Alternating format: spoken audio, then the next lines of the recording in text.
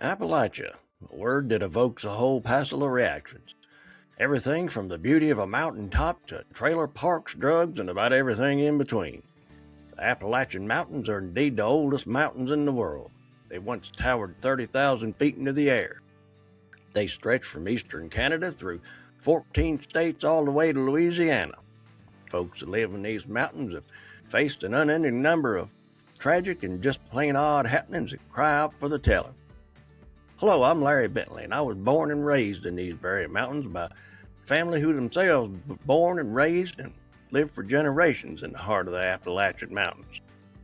Come with me, and we'll take a look at some of the unending stories that come from within my beloved mountains, and we'll look through the eyes of an Appalachian at a few outside the area as well.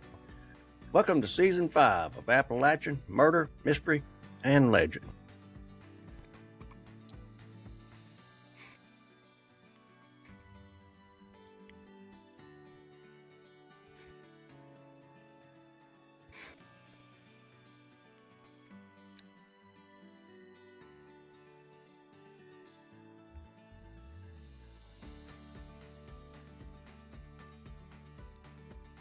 Howdy, my good friends. Hope you're doing well today. Thank you for stopping by. Today we're taking a trip north where they talk fast, drive faster, and the cornbread's usually sweet enough to be cake. Which, don't get me wrong, I like it, but I was raised on just the plain old cornbread, and that stuff I love. But we're here to talk pure old-fashioned, downright darkness, not cornbread, so we'll just leave that there for the time being. There's a place up in New York, and yes, I've said many times before, I consider most of the East Coast to be part of the Appalachian Mountains, or else the eastern seaboard would be somewhere along about the Mississippi River. Anyway, in New York, there's a little town called Dryden. They call it the Village of the Damned. Now, down here in our part of Appalachia, if a place is cursed, say like the Mothman's Stomping Grounds or the Bell Witch Cave, we got a pretty good idea of what's doing the hexing. But, maybe a witch or maybe a restless spirit. It could even be the holler itself, remembering the ages-old massacre that took place there or something. But up there, it seems like the devil just up and decided to buy a vacation house and settle in for the long cold winter. We're looking back to December of 1989. The Harris family, Tony, Dolores, and little Shelby and Mark. And of course, it had to be right around Christmas. So grab your kinfolk, pull up a chair, and, listen while I tell you about it. Now, before we get to the meat on this bone, we got to understand the ground where we're talking about. In 1989, Dryden wasn't just having a bad year. It was the start of a decade straight out of the bowels of hell. Us hillbillies, we say tragedy comes in threes. Well, in Dryden, it came by the bushel. The town saw more bodies in 10 years than most counties see in a century. It seemed like a coroner was busier than a one-legged man in the ass-kicking contest there for a spell, just working his way through bodies that had stacked up like cordwood. But it all started, or the worst of it started, with the Harris family. And we mountain folk know that feeling, when the woods get quiet, really too quiet. My papa used to say it was the time to open your eyes and keep your head on a swivel because the trees are holding their breath. They see something you don't. Well, in Dryden, the trees done seen so much, they was screaming like all hell done broke loose. First off, let me Bob Ross you up a picture of the situation. It was late 1989. Some of us remember the hair was big. Music sounded like a computer with a fart hung in its gut crossways. And folks were looking forward to the 90s. Probably hoping at least the music might get better. But on Ellis Hollow Road, time come to a screeching halt. The Harris family, Tony, he went by Dodd mostly. He was a fish hatchery worker. That's a man that works with the cycles of nature and, cold water, early mornings. Honest man working with his hands, probably coming home every day smelling like a creek and hard work. Well, Dolores, She was a secretary, the kind of woman who kept the world organized while everybody else was spinning wheels and scratching after that top rung on the ladder. They were living in a nice little trailer home. Now, some folks, they don't like them trailer homes. They kind of turn their nose up at them. But let me tell you, inside their walls, there was sitting high cotton as far as love goes, anyway. They had two youngins. Shelby, she was 15. Now, we all remember 15. Even I do. And it's been a few years back, but I still remember, thinking you're grown up, but still scared of the dark. Girls worrying about boys, boys worrying about girls, and both worried about homework about half the time and trying to figure out who they are. And then there was Mark. He was 11, just a pup, still young enough to believe in magic, but old enough to start learning how the world actually worked. They were getting ready for Christmas. They had the tree up, the presents wrapped in that shiny paper that tears if you look at it too hard. Probably debating over who was going to put the star or the angel on top of the tree, whichever one they used.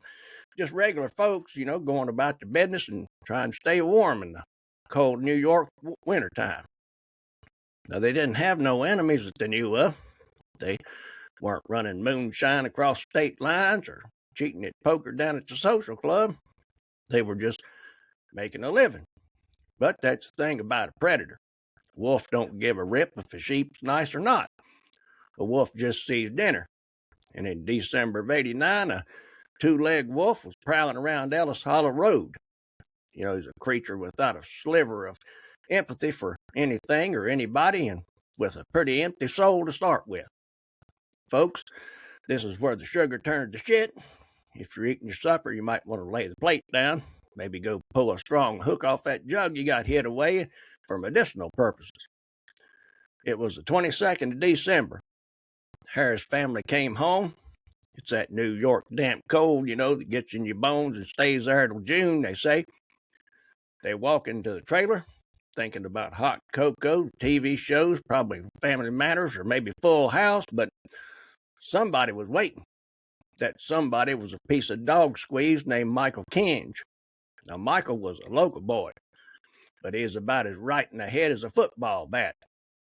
He'd been in trouble for burglary pretty much since the time he could walk. Small-time stuff, a thief, a creeper.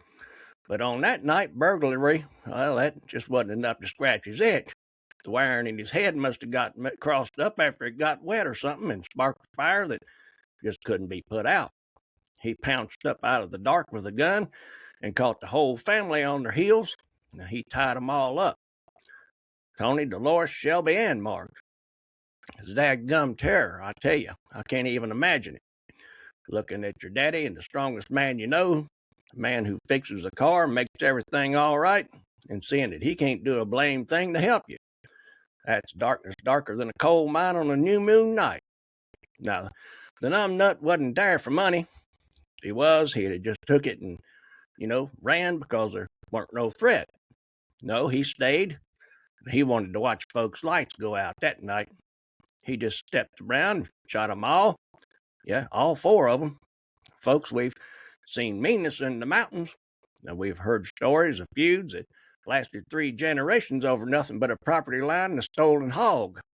But shooting everybody in the house just because they're home, now that takes a soul. It's so rotten that when it got sold, the devil brought it back to store for store credit. He couldn't stand it. After he killed him, he figured that he probably ain't done enough like the wackadoodle mind does, so he doused the place in gasoline and struck a match, because evil is as evil does. Maybe he thought he could burn away the sin, but it don't work that way. Fire don't cleanse murder. It just lights it up, for the horror for everybody and God included to be seen around. Now, fire department got there,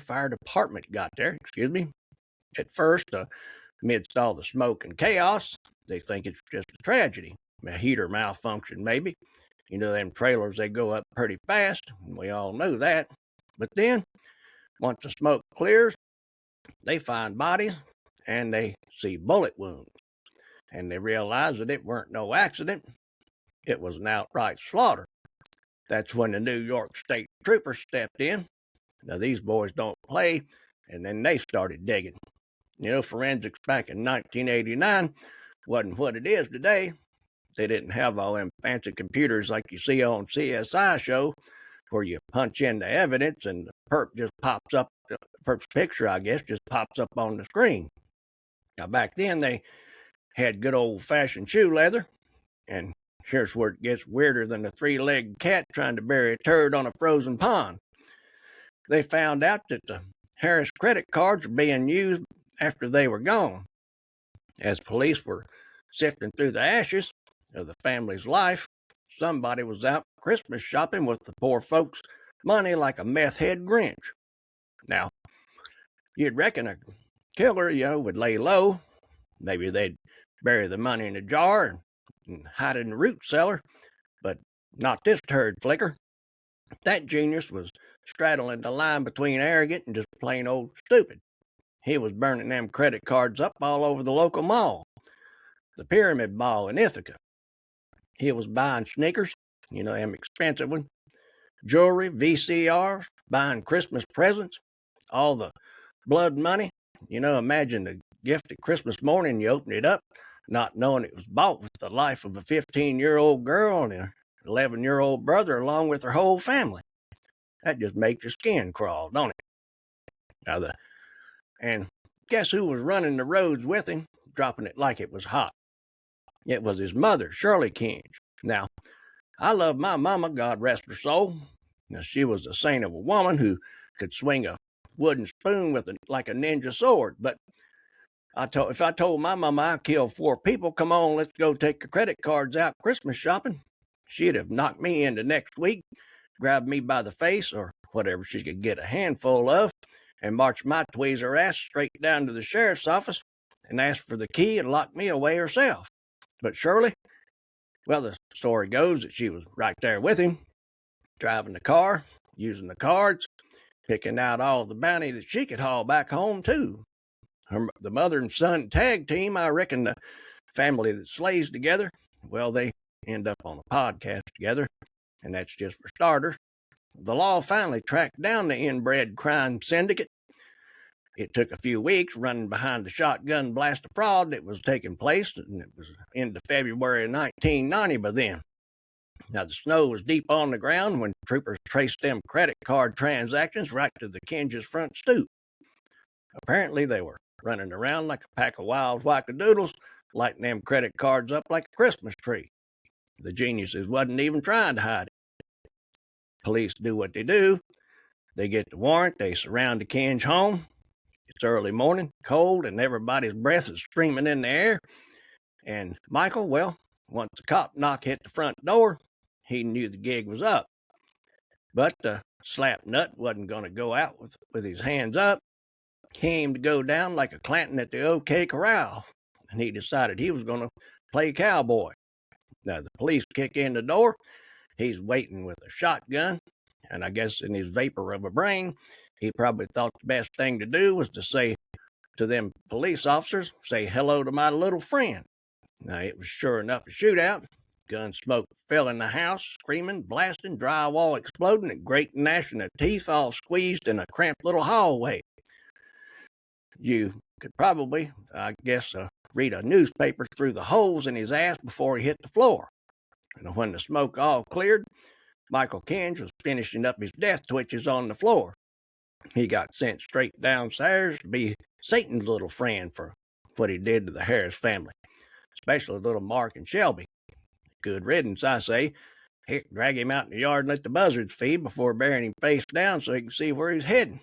Then they stepped over the crumpled up heap of dog squeeze and pounced on Shirley, who they found hiding in the closet, cuffed and stuffed her. And what they found in the house was the Harris family credit cards right there on the table, dang near wore out from swiping, and the murder weapon too, .38 revolver, pretty much caught about as red-handed as it gets, or at least it looked that way to me. Now you'd think that'd be it. Bad guy on a gurney at the funeral home, bad mama stuffed up in jail and waiting trial and going to prison for a long time. That'd be justice served, I reckon, right? Well, hold them horses a minute. Shirley went to trial. The jury looked at her, looked at the credit cards, looked at the fact that she'd been driving her murderer's son around the mall, and they sure enough convicted her. Burglary, arson, and she got 17 to 44 years. They dragged her over to the big house where she was sitting in a cell, rotting like she should have been. But, and yeah, there's that big fat butt again. The law's got more holes in it than Michael did before he hit the floor. A few years earlier, a few years later after that happened, folks started looking closer at the evidence, specifically the fingerprint evidence. You see, there was a state trooper involved in the investigation, a feller named David Harding. Now, he was a hotshot, wannabe case solver hero type guy. Well, it turns out that Trooper Harding had a habit of, let's say, enhancing the truth. Now, he admitted to faking fingerprint evidence in multiple cases. He took fingerprints from Shirley and claimed that he found them on the gas cans inside the Harris home. But he didn't. He actually forged all that. Now, folks, I respect the badge, like we all do, but a dirty cop's lowering a snake's belly in a wagon rut. Because when you lie to catch a liar, all you're doing is creating two liars. Because of that mess, Shirley's conviction got overturned. And just because you catch a witch don't mean you can burn her if you don't use the right match, I reckon. Now, she waltzed out the front door of the prison, scot-free, and Trooper Harding took her spot for about 4.5 years. Now, she didn't get out because she was innocent. She was spending that blood money, and she knew what her son did, but because the law broke its own rules. Then she iced the cake by turning around and suing the pants off the state, and she won $250,000 in taxpayer money.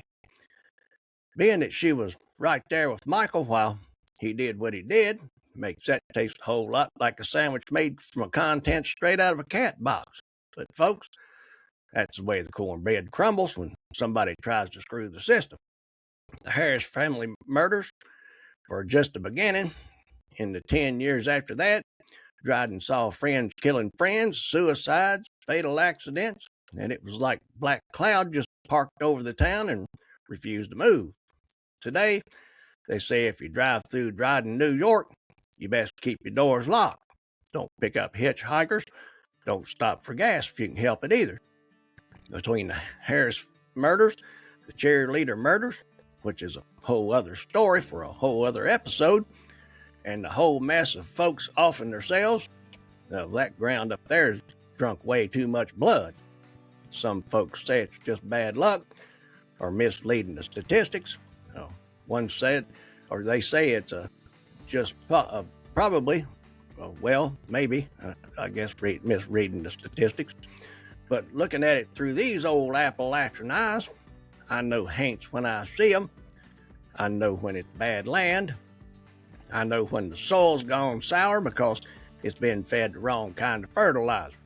Now, the Harris family is gone, wiped off the map for a handful of credit cards and a sick thrill, but we remember them. We say their names, Tony, Dolores, Shelby, and Mark. We keep their memory alive so the darkness don't win completely. Y'all keep your powder dry, keep your doors locked, and be sure to check on your neighbors. You never know who's struggling, and you never know who's watching. And if you see a mother and son acting funny at a mall, buying too many sneakers and looking out over their shoulders maybe, just walk in the other direction. And don't forget to call somebody. Hope you got something out of our podcast today. If you did, please rate and review it. Or if you're watching on Spotify, YouTube, or Rumble, throw us a like and don't forget to subscribe or follow wherever you watch or listen. Come on over to Appalachian Murder Mystery or Legend Podcast group on Facebook, where we talk Appalachian or about anything else you want to talk about. And I'll be back real soon with another Appalachian murder mystery or legend. And I'll see you then.